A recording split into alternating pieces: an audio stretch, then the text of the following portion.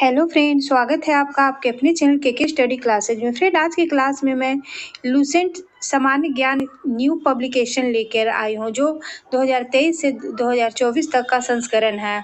और आज की क्लास में हम मध्यकालीन भारत को देखेंगे, जिसमें भारत पर अरबों का आक्रमण, महमूद गजनवी, मोहम्मद गौरी और सल्तनत कालीन इतिहास पे हम सब प्रकाश डालेंगे। तो चलिए फ्रेंड्स, बिना देर किए हम लोग मध्यकालीन भारत स्टार्ट करते हैं।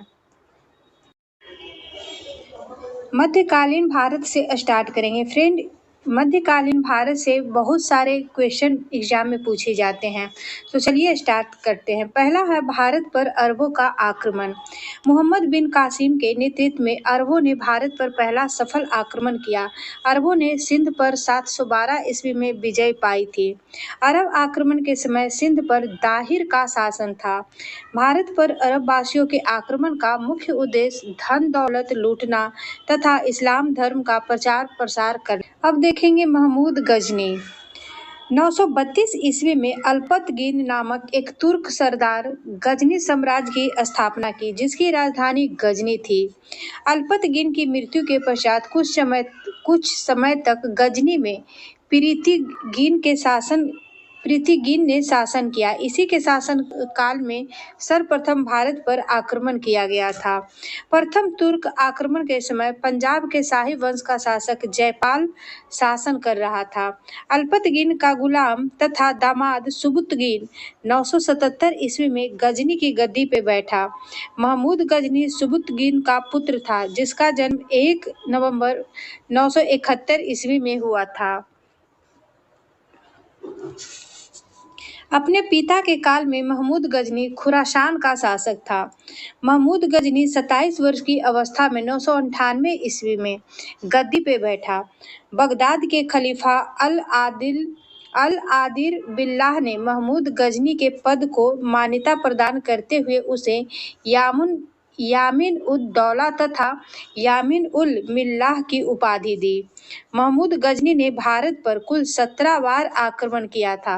महमूद के भारतीय आक्रमण का वास्तविक उद्देश्य धन की प्राप्ति था। महमूद गजनी एक मूर्ति भंजक आक्रमणकारी था।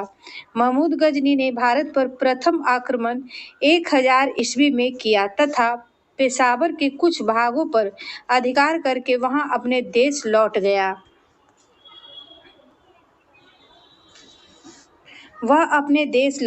महमूद गजनी ने 1001 ईस्वी में शाही राजा जयपाल के विरुद्ध आक्रमण किया था। इसमें जयपाल की पराजय हुई थी।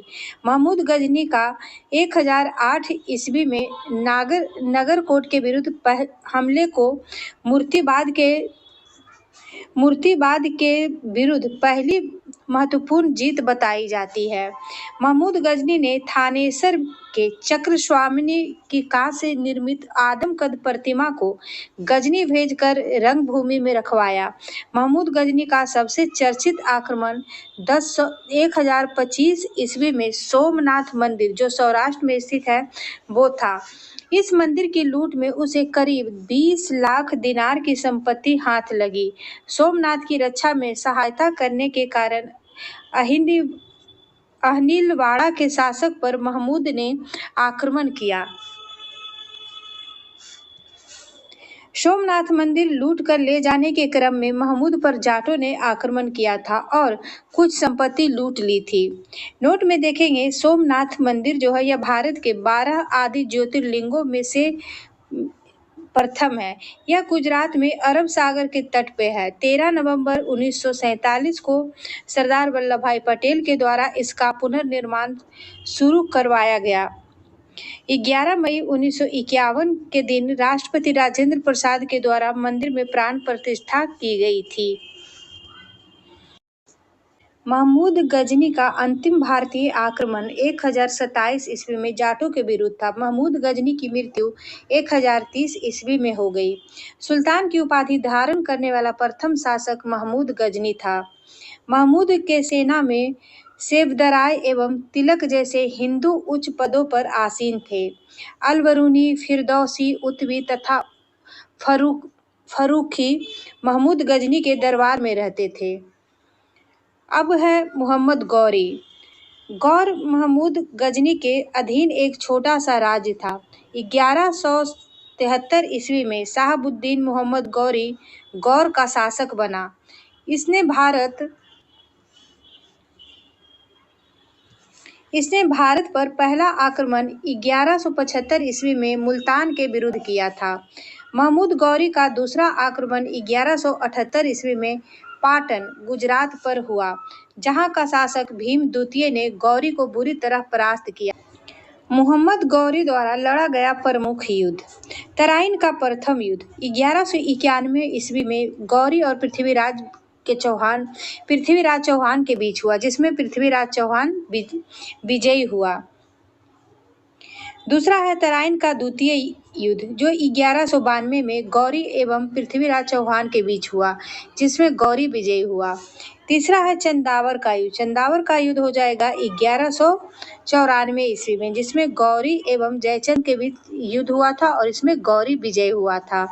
नोट में देखेंगे, तराइन के प्रथम युद्ध में पृथ्वीराज चौहान का सेनापति स्कंद था। मोहम्मद गौरी भारत के विजित प्रदेशों पर शासन का भार अपने मुगल सेनापतियों को सौंपते हुए गजनी लौट गया। मोहम्मद गौरी की हत्या 15 मार्च 1206 ईस्वी में कर दी गई। इसके बाद है सल्तनत काल। सल्तनत काल में पहले देखेंगे गुलाम वंश को। गुलाम वंश की स्थापना 1206 ईस्वी में कुतुबुद्दीन ऐबक ने किया था। वह गौरी का गुलाम था।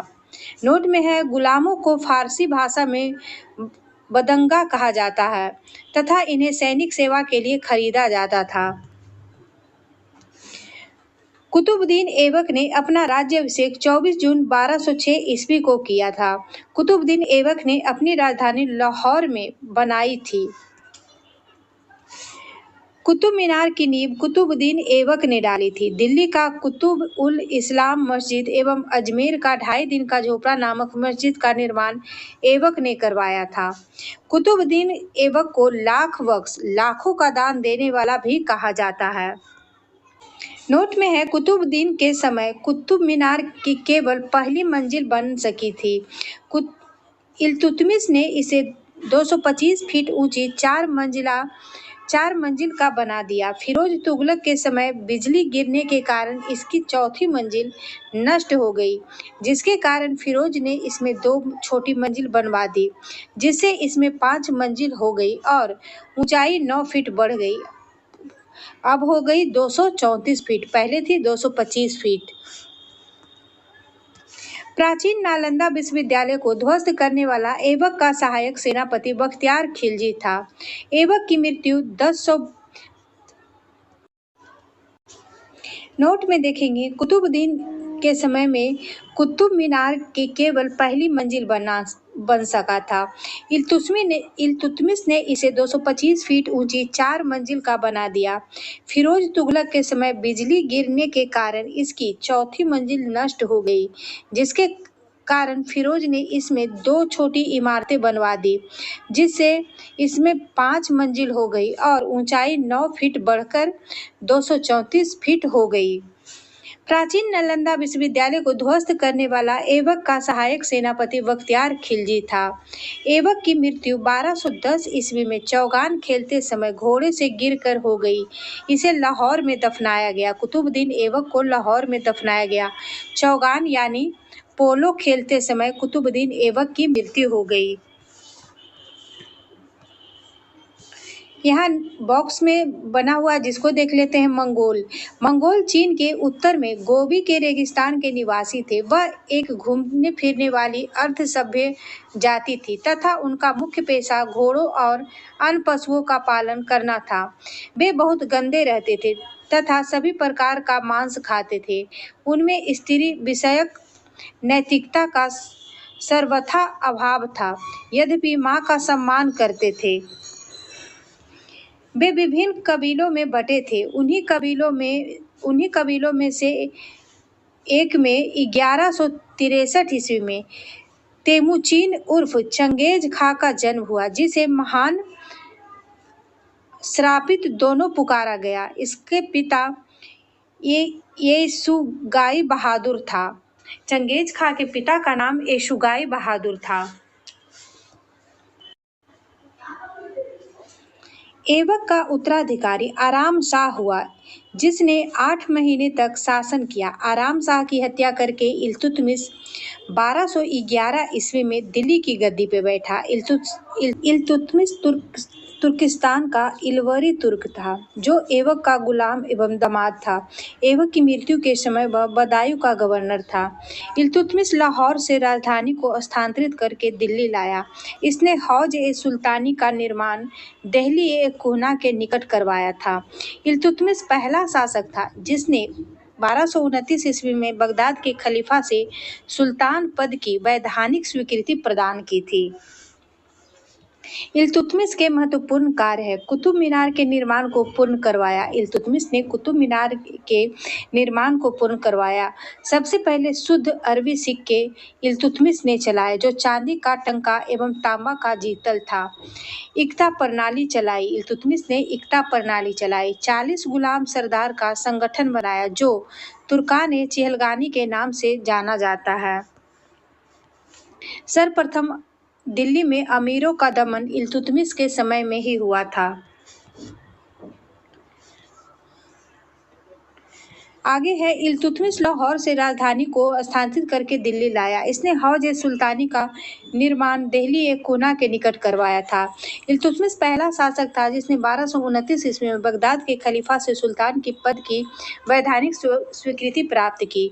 इल्तुतमिश की मृत्यु अप्रैल 1236 ईस्वी में हो गई। चंगेज खान से बचने के लिए ख्वारिज़्म के सम्राट जलालुद्दीन को इल्तुतमिश ने अपने यहाँ शरण नहीं दी थी।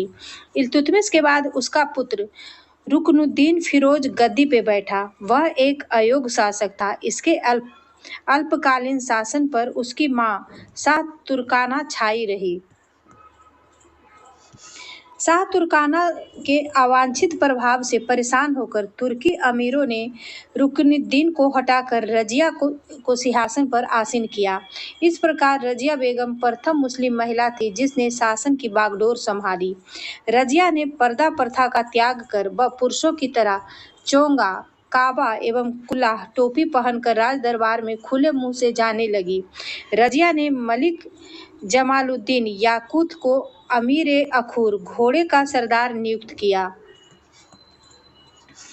गैर तुर्कों को सामंत बनाने के रजिया के प्रयासों से तुर्की अमीर विरुद्ध हो गए और उसे बंदी बनाकर दिल्ली की गद्दी पर मुइजुद्दीन बहराम शाह को बैठा दिया। रजिया की शादी जो है अल्तुनिया के साथ हो गई। रजिया की शादी अल्तुनिया के साथ हुई। इसे शादी करने के बाद रजिया ने पुनः गद्दी प्राप्त करने का प्रयास किया, लेकिन वह असफल रही। रजिया की हत्या 13 अक्टूबर 1240 ईस्वी को डाकुओं के द्वारा कैथल के पास कर दी गई। बहराम शाह को बंदी बनाकर उसकी हत्या मई 1242 ईस्वी में कर दी गई। उसके बाद दिल्ली का सुल्तान अलाउद्दीन मसूद शाह बना। सुल्तान के पद से हटाकर नासिरुद्दीन महमूद को सुल्तान बना दिया गया। नासिरुद्दीन महमूद ऐसा सुल्तान था जो टोपी सीकर अपना जीवन निर्वाह करता था। बलबन ने अपनी पुत्री का विवाह नासिरुद्दीन महमूद के साथ कर दिया। बलबन का वास्तविक नाम बहाउद्दीन था। वह इल्तुतमिश का गुलाम था। तुर्कान-ए-चिहलगानी का विनाश बलबन ने किया था। बलबन 1266 ईस्वी में गियासुद्दीन बलबन के नाम से दिल्ली की गद्दी पर बैठा। यह मंगोलों के आक्रमण से दिल्ली की रक्षा करने में सफल रहा। सीरी नामक नया नगर बलबन ने बसाया था। राज दरबार में सिजदा एवं पैबोस प्रथा की शुरुआत बलबन ने की थी। बलबन ने फारसी रीति रिवाज पर आधारित नवरोज उत्सव को प्रारंभ करवाया था। अपने विरोधियों के प्रति बलबन ने कठोर लौ एवं रक्त की नीति का पालन किया। नासिरुद्दीन महमूद ने बलबन को उलुग खां की उपाधि प्रदान की। बलबन आखेट अभियान के बहाने अपनी सेना को लंबी दूरी तक कवायद कराकर दुरुस्त रखता था। बलबन के दरबार में फारसी के प्रसिद्ध कवि अमीर खुसरो एवं अमीर हसन रहते थे।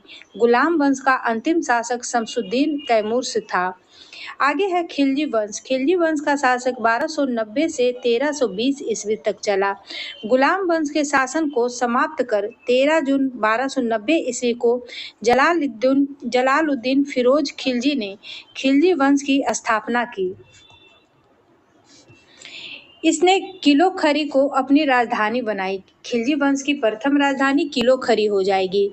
जलालुद्दीन की हत्या 1296 ईस्वी में उसके भतीजे बददामाद अलाउद्दीन खिलजी ने कडामनिकपुर प्रयाग में कर दी। 22 अक्टूबर 1296 में अलाउद्दीन दिल्ली का सुल्तान बना। अलाउद्दीन के बचपन का नाम अली तथा गुरसप्पा था। अलाउद्दीन खिलजी ने सेना को नगद वेतन देने एवं अस्थायी सेना की नींव रखी। दिल्ली के शासकों में अलाउद्दीन खिलजी के पास सबसे विशाल अस्थायी सेना थी।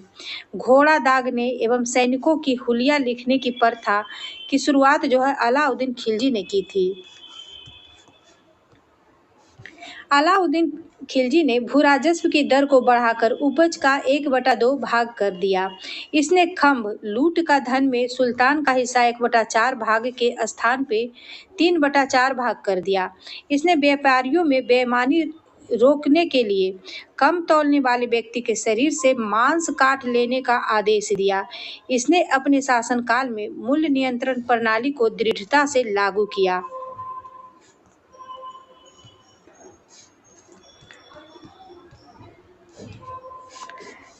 पहले रेड बॉक्स पढ़ लेते हैं। अमीर खुसरो का मूल नाम मोहम्मद हसन था। उसका जन्म पटियाला पश्चिम उत्तर प्रदेश के बदायूं के पास में हुआ था। 1252 ईस्वी में हुआ था। अमीर खुसरो का जन्म 1252 ईस्वी में हुआ था। खुसरो प्रसिद्ध सूफी संत निजामुद्दीन औलिया के शिष्य थे। वह बलबन से लेकर मोहम्मद तुगलक एवं दिल्ली के सुल्तान के दरबार में रहते थे। इन्हें तूतीय हिंद भारत का तोता के नाम से जाना जाता था। सितार एवं तबले के आविष्कार का श्रेय अमीर खुसरो को ही दिया जाता है। इन्होंने ही भारतीय संगीत में कव्वाली गायन को प्रचलित किया। साथ ही इन्हें कई प्रकार के आधुनिक रागों जैसे तिलक साजगिरी सरपाद आदि को प्रचलित करने का श्रेय प्राप्त है। इन्हें हिंदी खड़ी बोली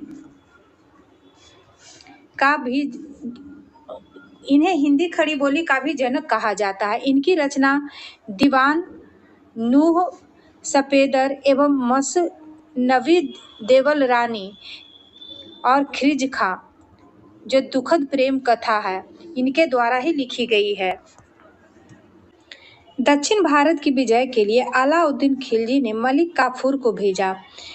जम्मैयत खां मस्जिद अलाई दरवाजा सिरी का किला व 1000 खम्भ महल का निर्माण अलाउद्दीन खिलजी ने करवाया था। जम्मैयत खां की मस्जिद अलाई दरवाजा सिरी का किला और 1000 खम्भ महल अलाउद्दीन खिलजी के द्वारा। अलाई दरवाजा को इस्लामी वास्तुकला का रत्न कहा जाता है।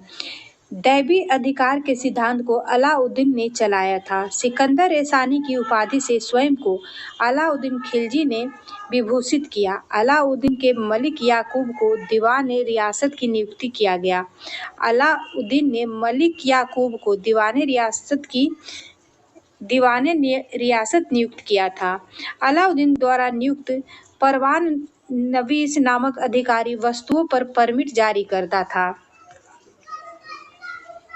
अलाउद्दीन के द्वारा बाजार नियंत्रण करने के लिए अलाउद्दीन खिलजी द्वारा बनाए जाने वाले नवीन पद और कर्म अनुसार यह व्यवस्थित है, जिसे हम देखेंगे। दीवाने रियासत यह व्यापारियों पर नियंत्रण रखता था। यह बाजार नियंत्रण की पूरी व्यवस्था का संचालन करता था, जिसे दीवाने रियासत कहते थे। सहना ए मंडी प्रत्येक बाजार में बाजार का अधिरक्षक सहना ए मंडी कहलाता था। बरीद बाजार के अंदर घूमकर बाजार का निरीक्षण करता था, उसे बरीद कहते थे।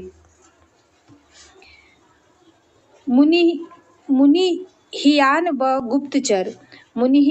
गुप्तचर गुप्त सूचना प्राप्त करता था।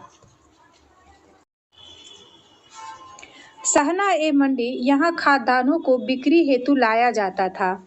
सराय ए अदल यहाँ वस्त्र, शक्कर, जड़ी बूटी, मेवा, दीपक, तेल, अन्य निर्मित वस्तु बिकने के लिए आती थी। अलाउद्दीन खिलजी की आर्थिक नीति की व्यापक जानकारी जियाउद्दीन बर्नी की कृति तारीख़े फिरोजशाही से मिलती है। खजाइनुल फतूह अमीर खुसरो खजाइनुल फतूह अमीर खुसरो, रिहला इब्न बतूता एवं फतूहात लातीनी इस्लामी की कृति है। खजाइनुल फतूह अमीर खुसरो की कृति है। रिहला इब्न बतूता के द्वारा लिखा गया है।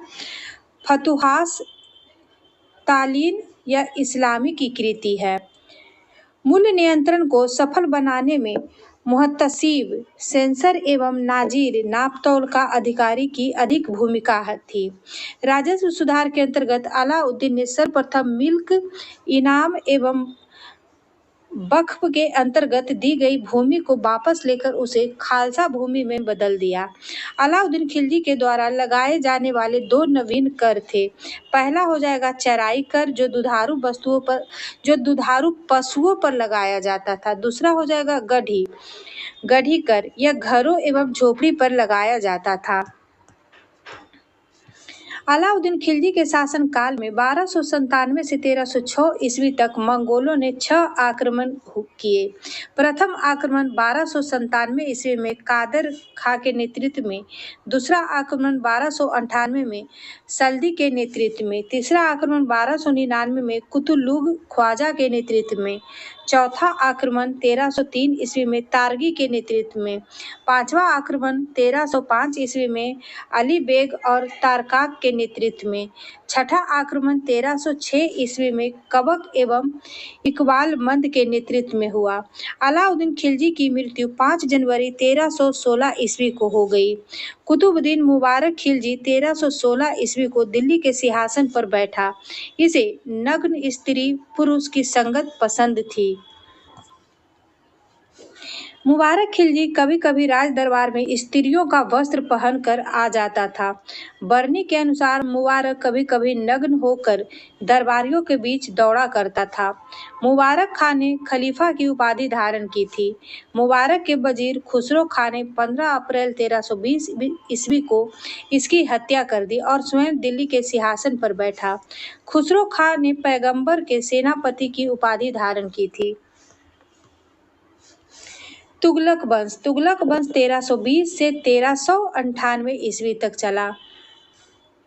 5 सितंबर 1320 को खुसरो खां को पराजित करके गाजी मलिक या तुगलक गाजी गयासुद्दीन तुगलक के नाम से 8 सितंबर 1320 ईस्वी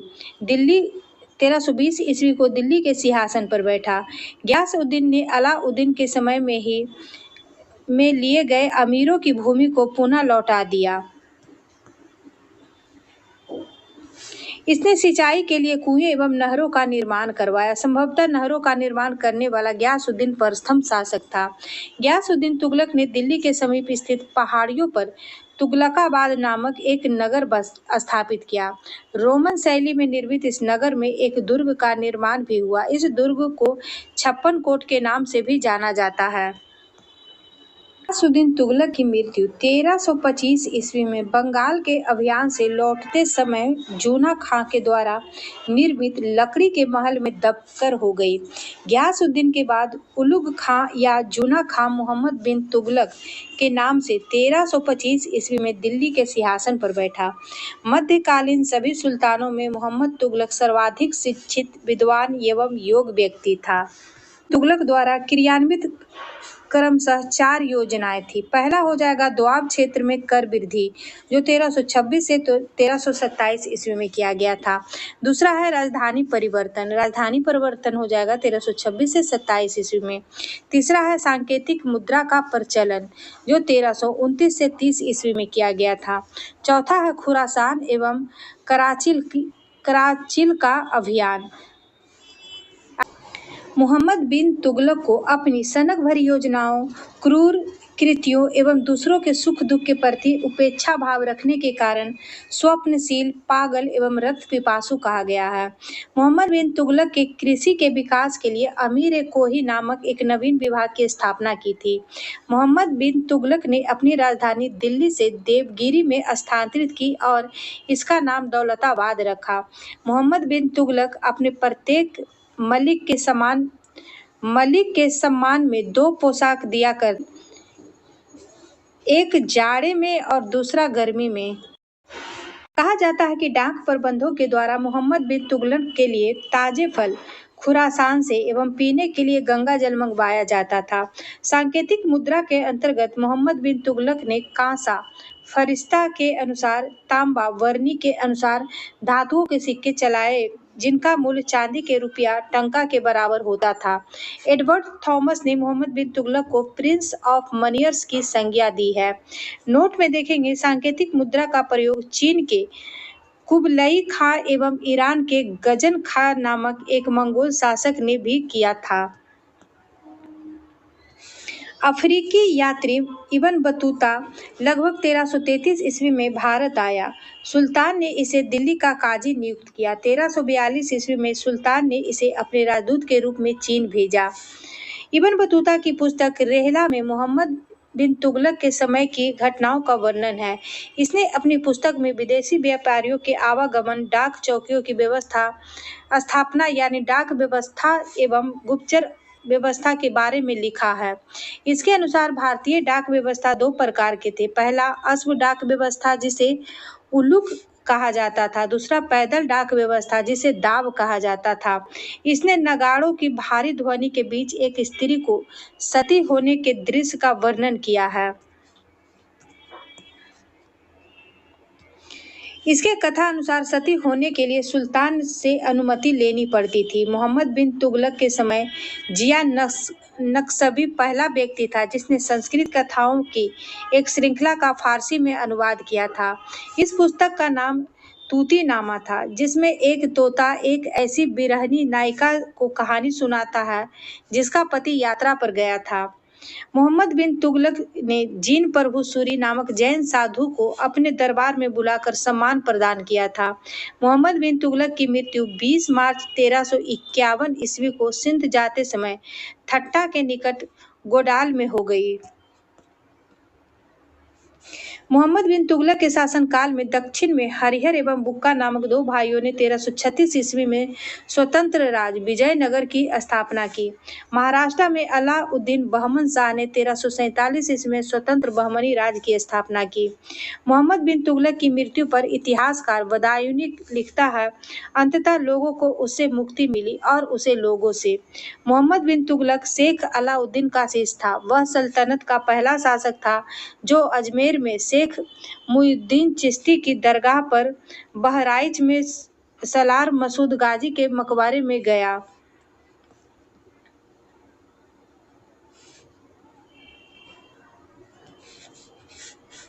मोहम्मद बिन तुगलक ने बदायूं में मीरन मुलीम, दिल्ली में शेख निजामुद्दीन औलिया, मुल्तान में शेख रुकुद्दीन, अजुधन में शेख मुल्तान आदि संतों की कब्र पर मकबरे बनवाए।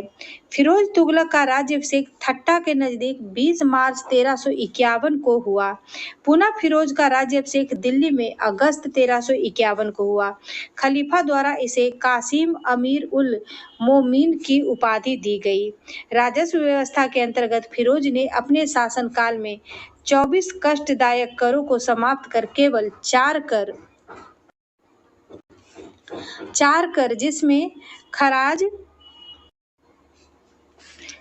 लगान कर होता था, खुम्स युद्ध में लूटा गया माल था, जजिया एवं जकात को वसूल करने का आदेश दिया। फिरोज तुगलक ब्राह्मणों पर जजिया लागू करने वाला पहला मुसलमान शासक था। फिरोज तुगलक ने एक नया कर, सिंचाई कर भी लगाया जो उपज का 1/10 भाग था। फिरोज तुगलक ने 5 बड़ी नहरों का निर्माण करवाया। फिरोज तुगलक ने 300 नए नगर की स्थापना की। इनमें हिसार, फिरोजाबाद, फतेहाबाद, जौनपुर, फिरोजपुर प्रमुख है। इसके शासनकाल में खिरीजाबाद, टोपरा गांव एवं मेरठ से अशोक के 2 स्तंभों को लेकर दिल्ली में स्थापित किया गया। टोपर स्थित अशोक के स्तंभ के परिवहन का चित्रित बरारन सीरत ए फिरोजशाही में मिलता है। सुल्तान फिरोज तुगलक ने अनाथ मुस्लिम महिलाओं, विधवाओं एवं लड़कियों की सहायता के लिए एक नए विभाग दीवान खैरात की स्थापना की। सल्तनतकालीन सुल्तानों के शासनकाल में सबसे अधिक दासों की संख्या करीब 1,80,000 फिरोज शाह तुगलक के समय में थी। दासों की देखभाल के लिए फिरोज ने एक नए विभाग दीवान ए बदगान की स्थापना की। इसने सैन्य पदों को वंशानुगत बना दिया। इसने अपनी आत्मकथा फतुहात ए फिरोजशाही की रचना की। इसने जियाउद्दीन बर्नी एवं शम्स ए सिराज अफीफ को अपना संरक्षण प्रदान किया। फिरोज तुगलक के नागरकोट, जो वर्तमान में कागड़ा है, अभियान जो 1361 के दौरान ज्वालामुखी मंदिर के पुस्तकालय से संस्कृत के 1300 ग्रंथ प्राप्त हुए।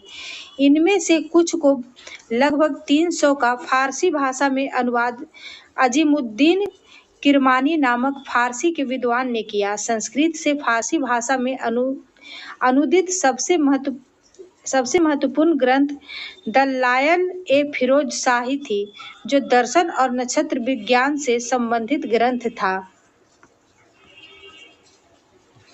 इसने चांदी एवं तांबे के मिश्रण से निर्मित सिक्के भारी संख्या में जारी करवाए, जिसे अद्धा एवं बिख कहा जाता है। फिरोज तुगलक की मृत्यु सितंबर 1388 ईस्वी में हो गई। फिरोज काल में निर्मित खान ए जहां तेलंगानी के मकबरा की तुलना जेरूसलम में निर्मित उमर के मस्जिद से की जाती है। सुल्तान फिरोज तुगलक ने दिल्ली में कोटला फिरोज शाह दुर्ग का निर्माण करवाया। तुगलक वंश का अंतिम शासक नासिरुद्दीन मोहम्मद तुगलक था। इसका शासन दिल्ली के पालन तक ही रह गया।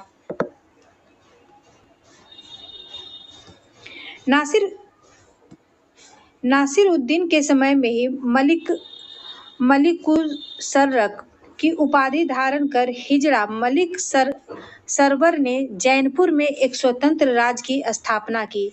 सैयद वंश 1414 से 1451 ईस्वी तक। सैयद वंश का संस्थापक खिरिज खां था। इसने सुल्तान की उपाधि धारण कर अपने को रैयत-ए-आला की उपाधि से ही खुश रखा। खिरिज खां तैमूर लंग का सेनापति था। भारत से लौटते समय तैमूर लंग ने खिरिज खां को मुल्तान, लाहौर एवं दीपालपुर का शासक नियुक्त किया। खिरिज खां नियमित रूप से तैमूर के पुत्र शाहरुख को कर भेजता था। खिरिज खां की मृत्यु 20 मई 1421 ईस्वी को हो गई। खिरिज खां के पुत्र मुबारक खां ने शाह की उपाधि धारण की थी। याहिया बिन अहमद सरहिंदी को मुबारक शाह का संरक्षण प्राप्त था। इसकी पुस्तक तारीख-ए-मुबारक शाही में सैयद वंश के विषय में जानकारी मिलती है। यमुना के किनारे मुबारकाबाद की स्थापना मुबारक शाह ने की थी। सैयद वंश का अंतिम सुल्तान अलाउद्दीन आलम शाह था। सैयद वंश का शासन करीब 37 वर्ष तक रहा। लोदी वंश 1451 से 1526 ईस्वी तक चला। लोदी वंश का संस्थापक बहलोल लोदी था। वह 19 अप्रैल 1451 को बहलोल शाह गाजी की उपाधि से दिल्ली के सिंहासन पर बैठा। दिल्ली का प्रथम अफगान राज्य की स्थापना का श्रेय बहलोल लोदी को दिया जाता है। बहलोल लोदी ने बहलोल सिक्के का प्रचलन करवाया। वह अपने सरदारों को मकसद-ए-अली कहकर पुकारता था। वह अपने सरदारों के खड़े रहने पर स्वयं भी खड़ा रहता था। बहलोल लोदी का पुत्र निजाम खां 17 जुलाई 1489 ईस्वी में सुल्तान सिकंदर शाह की उपाधि से दिल्ली के सिंहासन पर बैठा। 1504 में सिकंदर लोदी ने आगरा शहर की स्थापना की। भूमि के लिए मापन की प्रमाणिक पैमाना गजे सिकंदरी का प्रचलन सिकंदर लोदी ने किया। गुलरुखी शीर्षक से फारसी कविताएं लिखने वाला सुल्तान सिकंदर लोदी था। सिकंदर लोदी ने आगरा को अपनी नई राजधानी बनाया। इसके आदेश पर संस्कृत के एक आयुर्वेद ग्रंथ का फारसी में फरहंगे सिकंदरी के नाम से अनुवाद हुआ। इसने नगरकोट में ज्वालामुखी मंदिर की मूर्ति को तोड़कर उसके टुकड़े को कसाईयों को मांस तौलने के लिए दे दिया। इसने मुसलमानों को ताजिया निकालने एवं मुसलमान स्त्रियों को पीरों तथा संतों के मजार पर जाने पर प्रतिबंध लगा दिया। गले की बीमारी के कारण सिकंदर लोदी की मृत्यु 21 नवंबर 1517 ईस्वी को हो गई। इसी दिन इसका पुत्र इब्राहिम शाह की उपाधि से आगरा के सिंहासन पर बैठा। संभवतः दिल्ली के सुल्तानों में सिकंदर लोदी प्रथम सुल्तान था जो हिंदुओं के त्योहार मुख्यतः होली में भाग लेता था। नोट में देखेंगे, दिल्ली की मोठ मस्जिद सिकंदर लोदी के प्रधानमंत्री वजीर मियां भाई ने 1505 ईस्वी में बनवाया था। 21 अप्रैल 1526 ईस्वी को पानीपत के प्रथम युद्ध में इब्राहिम लोदी बाबर से हार गया। इस युद्ध में वह मारा गया। बाबर को भारत पर आक्रमण के लिए निमंत्रण पंजाब के शासक दौलत खां लोदी एवं इब्राहिम लोदी का चाचा आलम खां ने दिया था। सल्तनतकालीन शासन व्यवस्था, आगे है सल्तनतकालीन शासन व्यवस्था जिसे देखेंगे।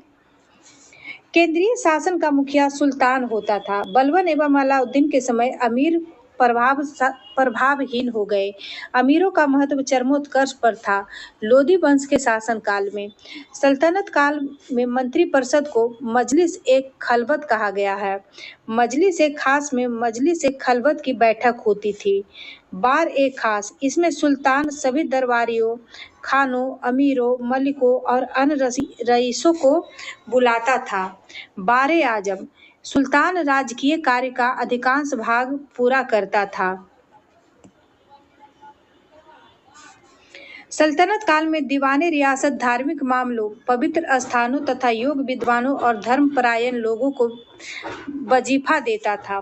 इसका अध्यक्ष मुख्य सदर होता था जो साधारणतः प्रधान काजी होता था। यह न्याय विभाग का भी अध्यक्ष होता था। दीवाने इंसा नामक विभाग राज्य के पत्राचार से संबंध रखता था। साम्राज्य के विभिन्न भागों में चल रही गतिविधियों को पूर्ण जानकारी के लिए दूतों की नियुक्ति की जाती थी। ये दूत बरीद कहलाते थे। शासक के सबसे ज्यादा विश्वास पात्र लोग ही मुख्य बरीद के बाद शासक के सबसे ज्यादा विश्वास पात्र लोग ही मुख्य बरीद के पद पर नियुक्त किए जाते थे। मंत्री एवं उससे संबंधित विभाग। वजीर प्रधानमंत्री था और यह राजस्व विभाग का मुख्य होता था। मुशर्रिफ ए मुमालिक, यह महालेखाकार होता था जो प्रांत एवं अन्य विभाग से प्राप्त आय एवं व्यय का लेखा जोखा रखता था।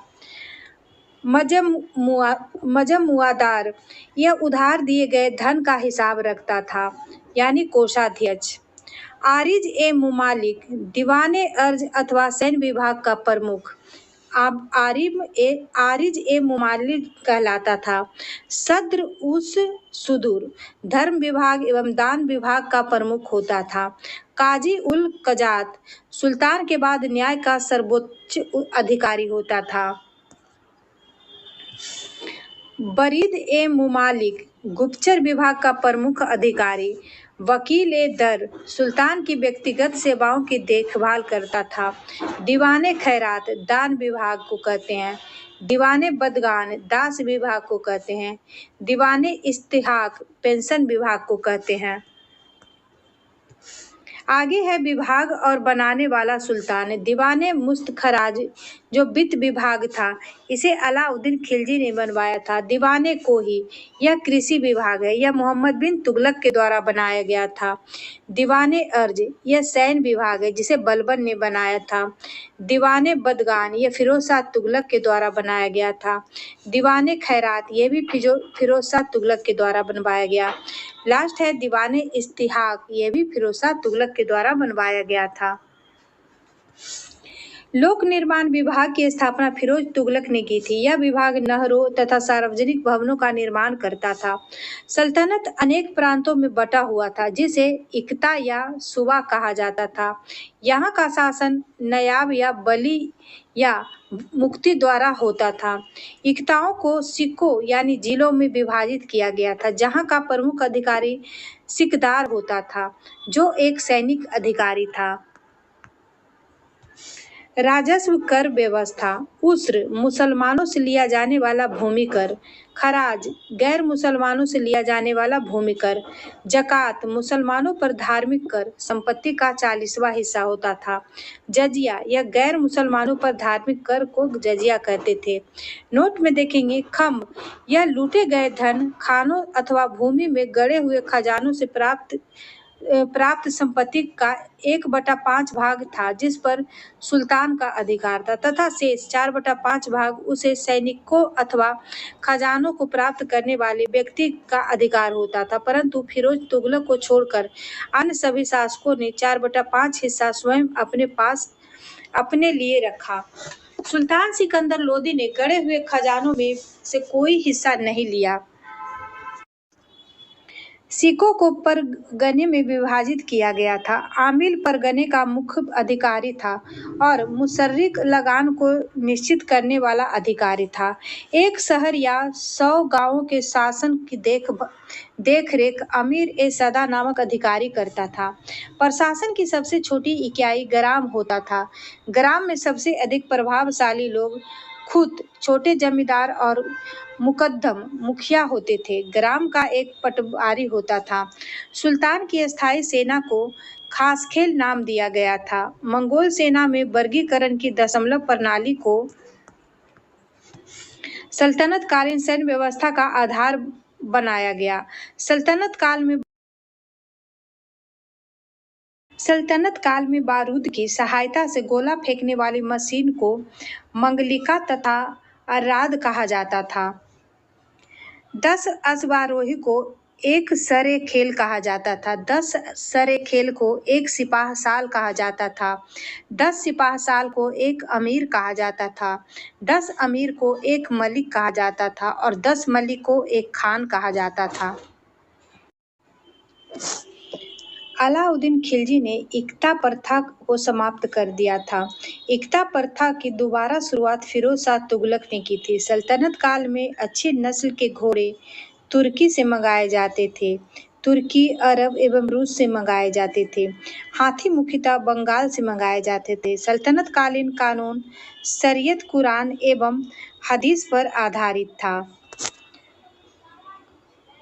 सरुस्ती यह अच्छी किस्म के चावल के लिए मशहूर था। अहिलवाड़ा यह व्यापारियों का तीर्थ स्थल के रूप में प्रसिद्ध था। सतगांव रेशम रजाइयों के लिए प्रसिद्ध था। आगरा हो जाएगा नील उत्पादन के लिए प्रसिद्ध था। बनारस में सोने चांदी व जड़ी काम के लिए यह मशहूर था।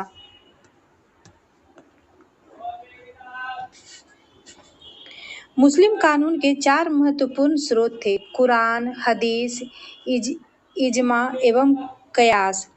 सुल्तान सप्ताह में 2 बार दरबार में न्याय करने के लिए उपस्थित होता था। सल्तनत काल में लगान निर्धारित करने के लिए मिश्रित प्रणाली को मुक्ताई कहा जाता था। भूमि की नाप जोख करने के बाद क्षेत्रफल के आधार पर लगान का निर्धारण मसाहत कहलाता था। इसकी शुरुआत अलाउद्दीन ने की थी।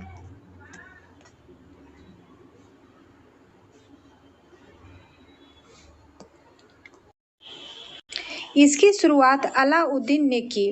पूर्णतः केंद्र के नियंत्रण में रहने वाली भूमि खालसा भूमि कहलाती थी। अलाउद्दीन ने दान दी गई अधिकांश भूमि को छीनकर खालसा भूमि में परिवर्तित कर दिया। सल्तनत कालीन मुद्रा व्यवस्था चांदी के टंके और तांबी के दिरहम पर आधारित थी। देवल सल्तनत काल में अंतर्राष्ट्रीय बंदरगाह के रूप में प्रसिद्ध था। फ्रेंड, इसी के साथ आज का मध्यकालीन भारत का क्लास समाप्त होता है। फ्रेंड, अगर आप मेरे चैनल पे पहली बार विजिट कर रहे हैं तो मेरे चैनल को सब्सक्राइब कर लीजिएगा और जो बेल आइकन है उसे ज़रूर प्रेस कर लीजिएगा ताकि जब भी इसी तरह का कोई भी वीडियो अपलोड किया जाए तो उसका नोटिफिकेशन सबसे पहले आपके पास पहुंच जाए।